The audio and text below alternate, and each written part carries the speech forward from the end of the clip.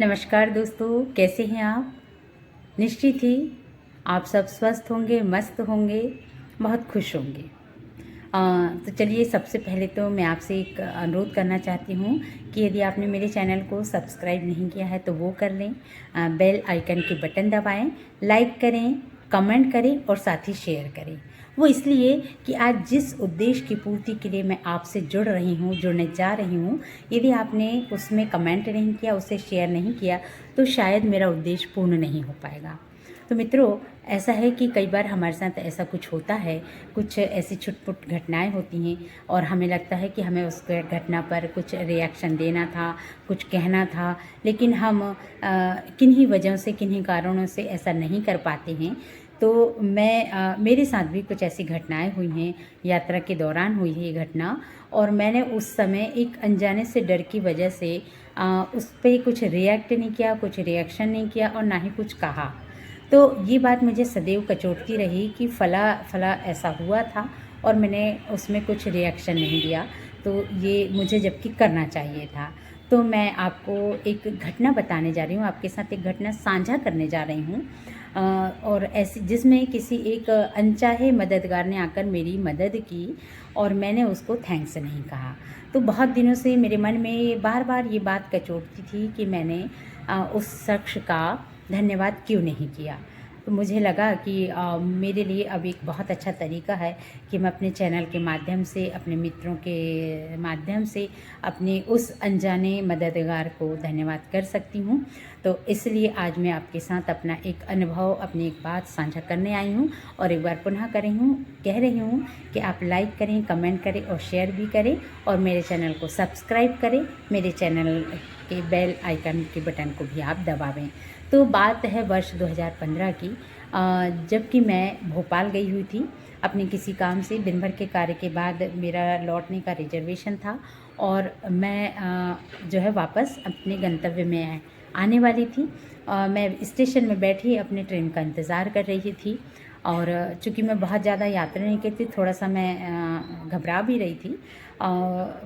कि इस दौरान मेरी यात्राओं का शुभारंभ ही हुआ था कि मैं अकेले कुछ यात्राएं कर रही हूँ।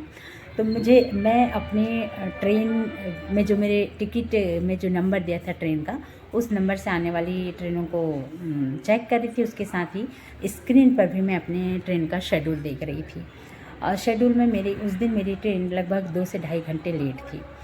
मैं इंतज़ार कर रही थी स्टेशन में बैठे बैठे और अपने स्क्रीन पे भी जो मैं नज़र दौड़ा थी उसके अनुसार जो ट्रेनें आ रही थी वो देख रही थी।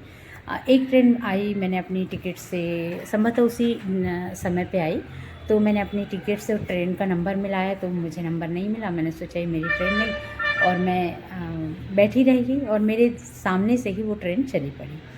फिर मैंने शेड्यूल की तरफ नज़र डाला स्क्रीन में, तो मेरी ट्रेन का शेड्यूल नहीं दे रहा था। मैंने कहा क्या हुआ, तो मैं फिर जाके मैंने काउंटर में पता किया, तो काउंटर में मुझे बताया गया कि मेरी ट्रेन अभी जस्ट यहाँ से निकली है। बस इतना सुनना था और पता नहीं मुझे क्या हुआ, क्योंकि मैं थोड़ी टेंस भी थी उस समय, और मैं रो पड़ी। और रोना कोई नॉर्मल नहीं था। सबसे बड़ी बात तो ये, रोना मेरा ऐसा था कि मैं सिसकियाँ ले लेकर रो रही थी। और मैंने रोती-रोती अपने ब्रदर को फ़ोन किया, छोटे भाई को। मैंने बताया कि ऐसे-ऐसे होगा। उसने कहा भी कि ट्रेन ही तो छूटी है, आप रो क्यों रहे हो? मैंने पता नहीं, मुझे बहुत रोना आ रहा है। तो मैंने कहा, उसने फिर अपने एक दोस्त के ब्रदर को फ़ोन किया और बोला कि मेरी दीदी थोड़ा-सा प्रॉब्लम में है, तो आप चले जाएँ, थोड़ा उनकी हेल्प कर दें। और मैंने उससे बात करने के दौरान मैंने अपनी टिकट को कैंसिल किया, दूसरी ट्रेन का टिकट भी लिया, पर इस समय मैं लगातार रो रही थी। ऐसे में एक महिला और आई मेरे पास, पूछा कि मैडम क्या हो गया, क्या प्रॉब्लम है? तो मैंने बोला कुछ नहीं, ऐसा-ऐसा हो गया। तो उसने मुझे समझाया कि मैडम इस तरह आप रोइए मत, ये थोड़ा ठीक नहीं है, और ज़्यादा है तो आप पुलिस की मदद ले लीजिए या फिर उनके पास जाके बैठ जाइए। तो मैं थोड़ा-सा संयमित हुई, मैंने अपने आप को सँभाला और फिर मैंने जो नई टिकट ली थी, और वो टिकट थी सुपरफ़ास्ट ट्रेन की। तो मेरे सामने एक समस्या ये भी थी कि ये ट्रेन आएगी, मैं उसमें प्रॉपर्ली चढ़ पाऊँगी, नहीं चढ़ पाऊँगी, और फिर इसी ऊहा-पोह में मैं आके अपनी अगली ट्रेन का इंतज़ार करने लगी। मैं इंतज़ार कर रही थी, तभी एक सामान्य सी कद-काठी का एक साधारण सा व्यक्ति मेरे पास आया, और उसने मुझसे पूछा कि क्या हो गया, तो मैंने बता भी दिया उसे कि ऐसा ऐसा हुआ। तो उसने कहा कि मैडम आप घबराइए नहीं, मैं स्टाफ का व्यक्ति हूँ और आप चिंता मत कीजिए, ट्रेन में आप बैठ जाएंगे। और बिना मेरे किसी जवाब के उसने मेरा सूटकेस उठाया और आगे बढ़ चला। मैं भी पता नहीं क्या हुआ, मंत्रमुग्ध से उसके पीछे हो ली। हालांकि मन में एक डर था कि पता नहीं कौन है, क्या है, कैसा व्यक्ति। हम आए दिन बहुत सारी दुर्घटनाओं के बारे में सुनते हैं, पढ़ते हैं। फिर भी मैं रिस्क लेती हूँ, उसके पीछे चल पड़ी, ये सोच के कि अगर ज़्यादा कुछ होते मेरा सूटकेस लेके भागेगा, कोई बात नहीं। मैं चल पड़ी थोड़ी अलग, मतलब उसने जैसे भी डिब्बे आते हैं उस हिसाब से एक जगह हम खड़े हो गए, ट्रेन का इंतज़ार करने लगे। इतने में ट्रेन आई हमारी। उसने बाकायदा मुझे एक बोगी में बैठाला, 7 नंबर की सीट पे बैठाला और बोला कि स्टाफ की होती है, आप यहाँ बैठ जाइए। मैं बैठ गई, ट्रेन चल पड़ी। फिर भी मन में डर सा बना हुआ था उस व्यक्ति को लेकर। अगले स्टेशन पे फिर ट्रेन जब रुकी तो टीटीआई उन्होंने मुझे उठा दिया। वो थोड़ा सा इधर उधर हो गया था, वो वापस आया और बोला कि नहीं ये महिला मैं स्टाफ का हूँ, ये मेरे साथ है महिला, मेरी फैमिली की हैं। तो मुझे वापस उसने वहीं सीट पर बैठा दिया और फिर ट्रेन हमारी फिर चल पड़ी, जाने लगी। इससे पहले उसने मुझसे 100 रुपये मांगे। मैंने भी उससे कुछ पूछा नहीं, कहा नहीं और उसे 100 रुपये दे दिया। ये सोच के जो भी है मेरी मदद की इसने, मैंने 100 रुपये दे दिए। वो बोला मैं आता हूँ कहा और निकल पड़ा। फिर मैं अपने निर्धारित स्थल तक वापस लौट आई। मतलब मैं भोपाल से गोंदिया आ रही थी, मैं गोंदिया आ गई। दोबारा वो व्यक्ति मुझे मिला नहीं, मगर मैं गोंदिया तक सकुशल आ गई। मुझे किसी भी तरह की कोई प्रॉब्लम, कोई दिक्कत नहीं हुई। पर जैसे कि मैंने कहा ना, बाद में मुझे लगा कि उसने मेरी मदद की, मैंने उसे धन्यवाद नहीं किया। पर एक अनजाने से डर की वजह से मैं उसका धन्यवाद नहीं कर पाई। मैं सकुशल गोंदिया आ गई और मैं फिर अपने घर पहुंच गई।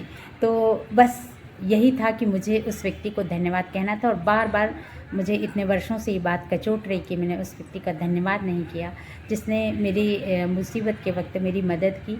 हालांकि सुनने में आपको ये लग रहा होगा ये तो कोई बड़ी बात नहीं है, मगर मेरे लिए उस वक्त ये बहुत बड़ी घटना थी। मैं बहुत परेशान थी। ऐसे में किसी व्यक्ति ने मेरी मदद की और मुझे अच्छे से बैठाला, जिसकी वजह से मैं बिना किसी चिंता के, बिना किसी समस्या के अपने स्थल तक आ गई। तो मेरे लिए बहुत बड़ी बात थी और मैं बार बार मेरे मन से उस व्यक्ति के लिए धन्यवाद मेरे निकल रहा था। तो आज मैं आप सबके माध्यम से अपने उस अनजाने मददगार का बहुत बहुत धन्यवाद करना चाहती हूँ। बहुत बहुत शुक्रिया मेरे उस मददगार का, और ईश्वर उसे दीर्घायु करे, उसे स्वस्थ रखे, और वो अपनी फैमिली के साथ बहुत अच्छे से रहे। यही मेरी शुभकामना है मेरे उस अनजाने मददगार के लिए। तो मित्रों ऐसा है, मैं अगली कड़ी में आपसे फिर मिलूँगी। मेरे साथ जो है ऐसी छुटपुट घटनाएं जो है मेरे साथ यात्रा के दौरान हुई है और जिसे मैं अब अगली कड़ी में आपके साथ साझा करूँगी। एक ऐसा ही वाक़या है, उसमें भी मैंने अनजाने डर की वजह से उस बच्चे का धन्यवाद नहीं किया। तो मैं आपके माध्यम से एक बार फिर आऊँगी अपने अनुभव को आपके साथ शेयर करने के लिए। और जहाँ तक मेरी अपनी बात रखने के पीछे मेरा उद्देश्य यही है कि मैं उनका धन्यवाद भी करूँ, उसके साथ ही मैं ये भी कहना चाहती हूँ कि हम जो भी हमारी मदद करता तो हमारा एक ये कर्तव्य तो होता ही है कि हम उस व्यक्ति का धन्यवाद अवश्य करें। ताकि देखिए आज दुनिया में ये तो बात है, सत्य और ईमानदारी है तभी दुनिया टिकी हुई है। पर हाँ, कुछ गलत लोगों की वजह से हम जो हैं सच को पहचान नहीं पाते हैं, अच्छे व्यक्ति को पहचान नहीं पाते हैं और अच्छे व्यक्ति का धन्यवाद नहीं कर पाते हैं। तो मेरा यही निवेदन है कि आप मेरे इस वीडियो को शेयर करें और मुझे बताएं कि मेरा अनुभव जो मैंने आपके साथ साझा किया है वो आपको कैसा लगा। एक बार पुनः निवेदन, मेरे चैनल को सब्सक्राइब करें, बेल आइकन के बटन दबाएं, लाइक करें, कमेंट करें और शेयर करें। अगले वीडियो में हम और आप फिर मिलेंगे। तब तक के लिए आप सभी को बहुत सारी शुभकामनाएं देती हुई आपसे विदा लेती हूँ मैं। नमस्कार।